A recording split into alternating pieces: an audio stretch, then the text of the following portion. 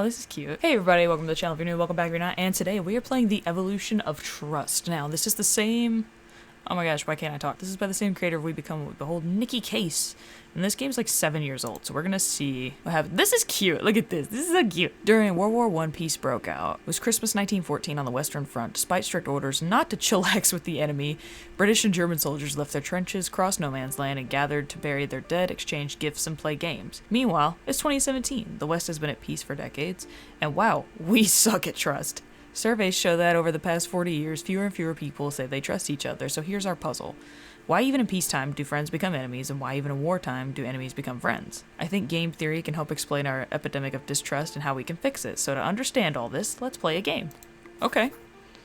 I'm down. You have one choice. In front of you is a machine. If you put a coin in the machine, the other player gets 3 coins and vice versa. You both can either choose to cooperate, put in a coin, or cheat. Don't put in coin. Let's say the other player cheats and doesn't put in a coin. What do? I'll cooperate. A last turn and the other cheat gets you slapped. If you cooperate and they cheat, you lose a coin while they gain 3. However, if you both cheat, neither of you gain or lose anything. Therefore, you should cheat. Oh, okay. Let's say the other player cooperates, puts a coin in. What should you do now? What if I say cheat? Wow, that's mean and also the correct answer. Oh my gosh. Because if you both cooperate, you both give up a coin to gain 3, but if you cheat and they cooperate, you gain 3 coins at their cost of 1. Therefore, you should still cheat. And that's our dilemma. Trust is nice, but it can let others take advantage of you or shoot you as you come unarmed out of a trench. Sometimes distrust is rational, but now what happens if we play this game more than once? Now let's play for real. You'll be playing against 5 different opponents, each with their own game strategy. Each opponent you play between 3 to 7 rounds. You won't know in advance when the last round is. Can you trust them, or rather, can they trust you? Pick your first real move. Okay, I'll cooperate. Yeah. I'll cooperate.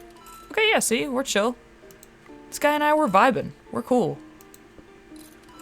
Things are going great. We love each other. It's amazing. Oh, he's gone. Alright, now this guy, I don't know. I don't know about that hat. Looks a little untrustworthy. We gonna do it. You mother trucker! Well, fine. I'm gonna cheat. Yeah, so you're a cheating little bugger. See, I knew it. The hat. It told me. I'm telling you. It's the hat, man. I know these things. Oh, see? You're nice. You're chill.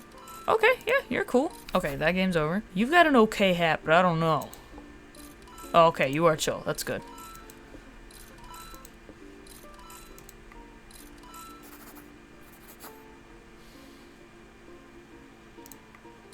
Okay, you are chill. I was like, I don't know. Oh, you're not chill. You lied.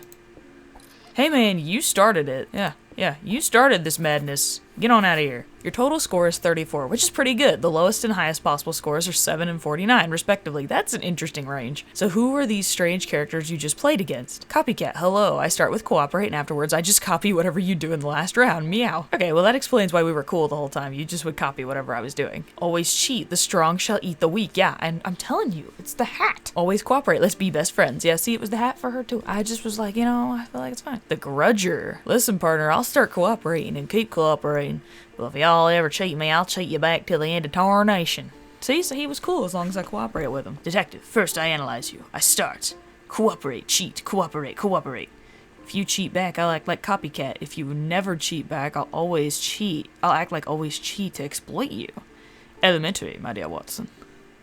Wow. Now what if these characters were to play against each other? Okay. This is interesting. It's tournament time. Each character will now play against every other character. That's 10 paired matches and 10 rounds per match. Who do you think will get the highest total score? I think detective. Alright, you placed your bet on detective. Let's go through the matches one by one, see how the tournament plays out. Copycat versus always cheat, yeah? So he won. Okay. Oh, by the way, you may be skeptical about that Christmas true story about the World War I trenches. Surely that was just a fluke. I'm pretty sure I remember us learning about that in school. See, Copycat and Always Cooperate were pretty chill. They were cool. Yes, the truce was dramatic, but it was neither unique nor unusual. Not every trench joined in the peace, but it was pretty widespread. Many front lines came up with the idea independently, and again, despite specific strict orders not to. Yeah, I was like, I'm pretty sure we learned about that in I think I learned that in early junior high, late middle school history class. Pretty sure. In fact, even before Christmas, several front lines already had established an unofficial secret peace. Okay, that I didn't realize, but that's interesting. They call it the live and let live system. Basically, you don't shoot me, I don't shoot you, and this worked in a lot of places. Yeah, it makes sense. You don't shoot me, I shoot you. That makes sense. If you're cool, I'm cool. Once you're not cool, I'm not cool anymore. Oh man, my detective's not doing too hot right now. You may still be skeptical. Most soldiers don't spontaneously form peace with the enemy. What's so special about trench warfare? Here's what's unique about the trenches. Unlike almost every other form of war, you have to face the same specific soldiers every day. It's a repeated game that makes all the difference. Anyway, the winner is...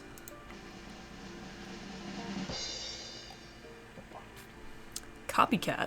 I wasn't expecting Copycat to win. Oh, I see. Copycat goes by many names. The Golden Rule, Reciprocal Altruism, Tit for Tat, or Live and Let Live. That's why peace could emerge in the trenches of World War I. When you're forced to play the same game with the same specific people, not just the same generic enemy over and over again, Copycat doesn't just win the battle, it wins the war. But if things change a lot when you play multiple rounds of the same game, what if we play multiple tournaments? Now let's let our population of players evolve over time. It's a 3-step dance. Play a tournament, let them all play against each other and tally up their scores. Get rid of the 5 worst players. If there's a tie, pick randomly between them. Those 2 eliminate losers.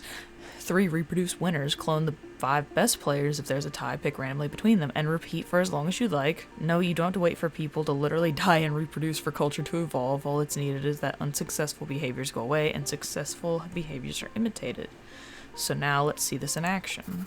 Okay. Say we start with the following population of players. 15 always cooperate, 5 always cheats, 5 copycats. We'll ignore Grudger and Detective for now. We're going to do the tournament, eliminate, reproduce, dance.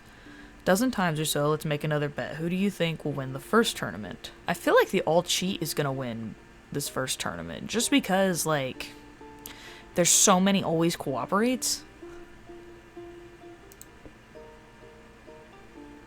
Yeah, see? Always cheat has a lot of always cooperates to exploit. Yeah, see, that's my logic here. Yeah, see, I was right. Eliminate bottom 5. Bye-bye. Reproduce top 5. Sadly, you were correct. Always cheaters won. This time the numbers increased by 5. Let's try a few more rounds.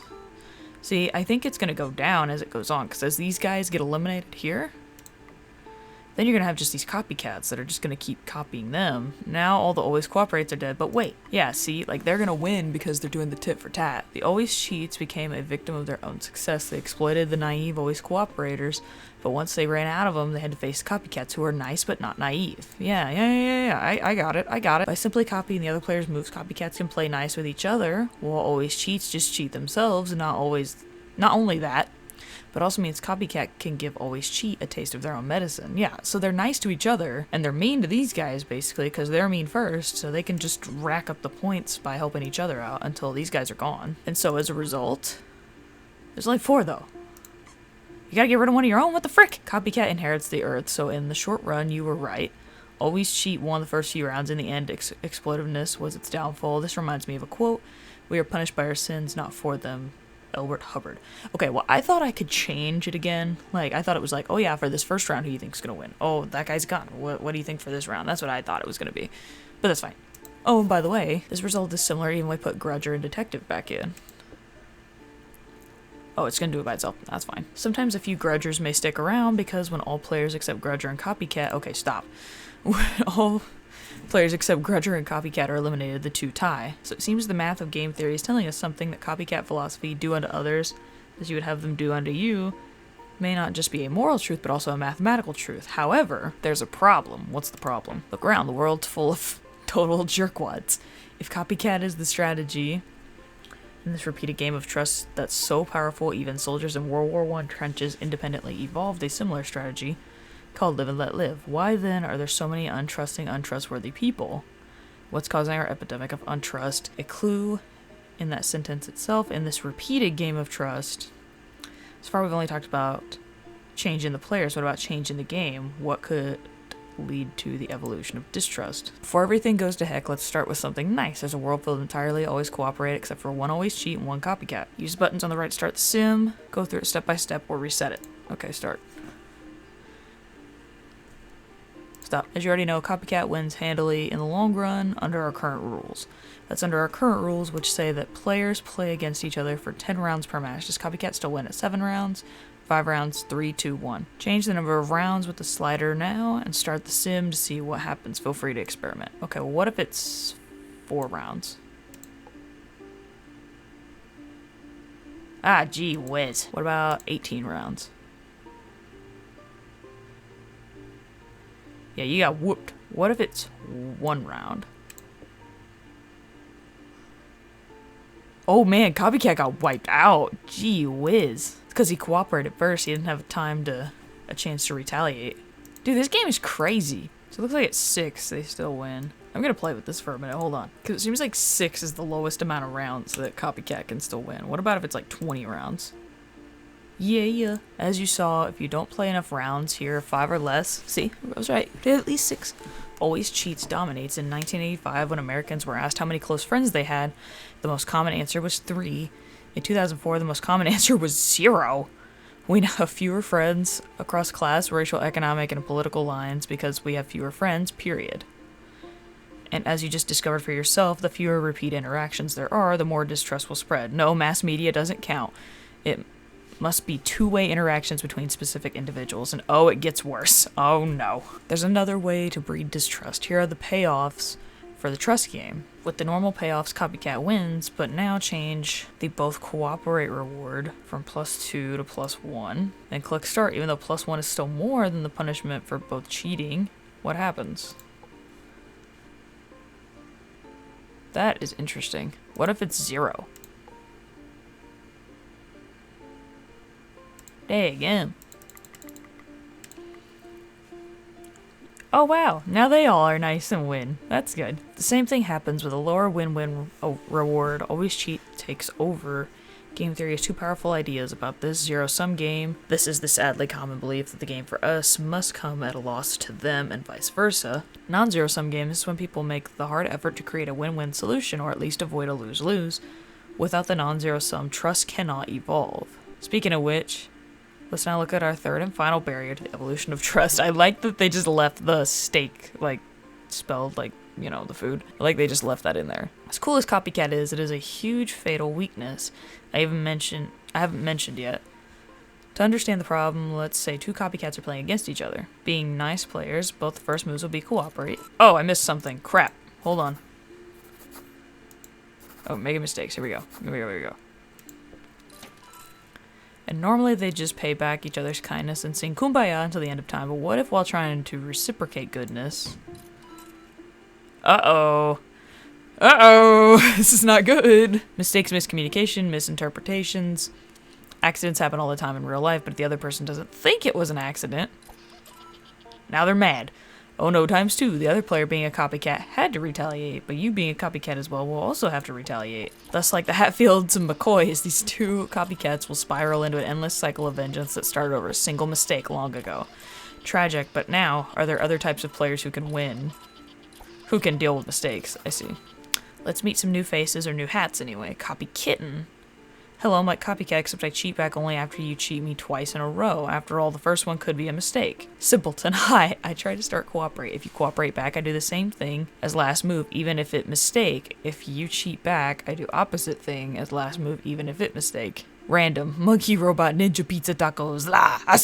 Oh my gosh, what am I saying? Lol, I'm so random. Just place cheat or cooperate randomly with 50-50 chance. Alright, let's see how well these peeps do when they play in a tournament. Guess we got always cooperates, the copycat, the copykitten. In each round of a match, players have a small chance of making a mistake, let's say 5%. Who do you think will come out on top? I think the kitten. Alright, you bet Copykitten wins. Let's find out. Use the controls to start. Okay, let's just play it. The Simpleton? Your bet was close, but no cigar? Simpleton wins. This is because Simpleton is actually capable of exploiting Always Cooperate. They both start cooperating, but if Simpleton makes a mistake and cheats, since Always Cooperate never retaliates, it'll keep cheating them. Now let's try. Same thing as before, but instead of half Always Cooperate, it's half Always Cheat, which is much less forgiving, more hostile environment. I think the kitten will win. Let's see. No, the kitten got... Oh, wait. Maybe. Oh, yeah. I was right. Let's go. You were right on the money. Copykitten wins this time. It's surprising that with an even meaner starting population, Copykitten, a more forgiving version of Copycat, was the most successful. Copykitten's so forgiving it doesn't even entirely wipe out Copycat, it shares room. In this case, a bit of miscommunication could lead to more forgiveness, but is this true for all levels of miscommunication? This game is interesting. Oh, use a slider, change the amount of miscommunication. 5% Copykitten wins. What happens at all these other things? So let's just try 0, just to see what it does. Okay, so Copycat wins, but the Copykitten still kind of hangs out. Alright, what if there's a 50% chance?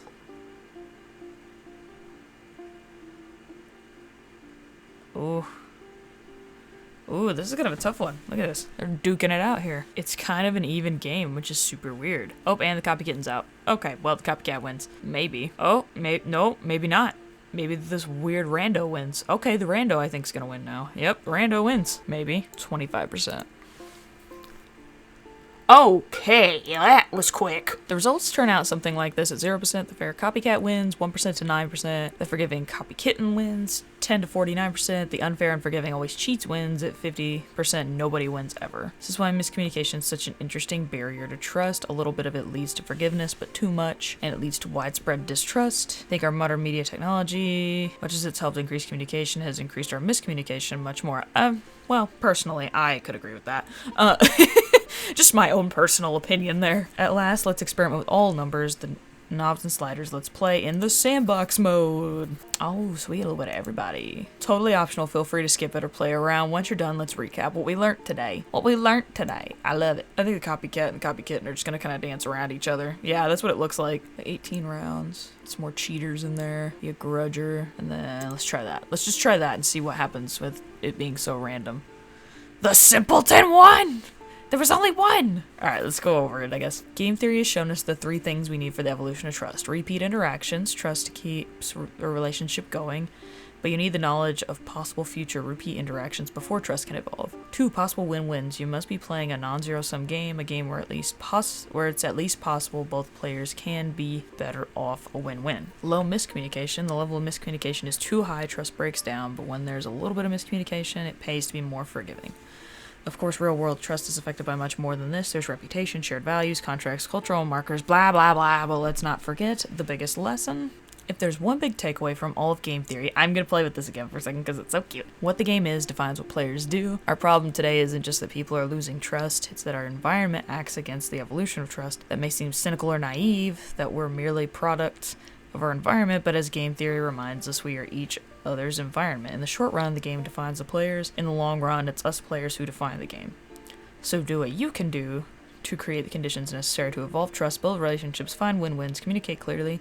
Maybe then we can stop firing at each other, get out of our own trenches, cross no man's land, and to come together and all learn to live and let live. Yeah, I remember seeing this picture before when I was in junior high. Yeah, so it was junior high when I did this. When we learned about this in school. Based off Robert Axelrod's 1984 book, The Evolution of Cooperation. Okay, well, that was pretty interesting. That was pretty fun. I wasn't really sure what I was walking into during that, but I was like, we can just try it, because we were already on Nikki Case's webpage after playing the last game, because I was like, oh, learn more about my game, so I just clicked it to see what else there would be. There's a few more cool games that Case has made. There's a blog, all these other things. See, there's like a blog and like an FAQ, all this cool little stuff you can look at. So I will leave a link to all that in the description, as well as a direct link to this game. I think that Nikki Case has a really interesting concept here going. If you look at some of these games, it's like they really dive into interesting concepts, because with the last one it was like the news game, this one's like trust and game theory and how it all works together. There's an anxiety one, there's an explanation one that's like a learning game was what it looks like. I'm sure this nutshell one's kind of a learning game too. I don't know about the emoji one, but anyhow, there's a lot of interesting stuff on here. There's a lot of things that are in like their blog, and they have a YouTube channel and all this stuff. I'll leave links to all that stuff in the description so you can check all this stuff out for yourself, because it's pretty interesting. This stuff's pretty fun. Maybe we'll play one more of these games for another video in the future, because some of these look interesting. If you guys want to check all that out, I will leave it all in the description below so you can see it all for yourself. And thank you guys for watching this video. Make sure you like, comment, subscribe, all the things you're supposed to be doing. Ring the bell, share the video.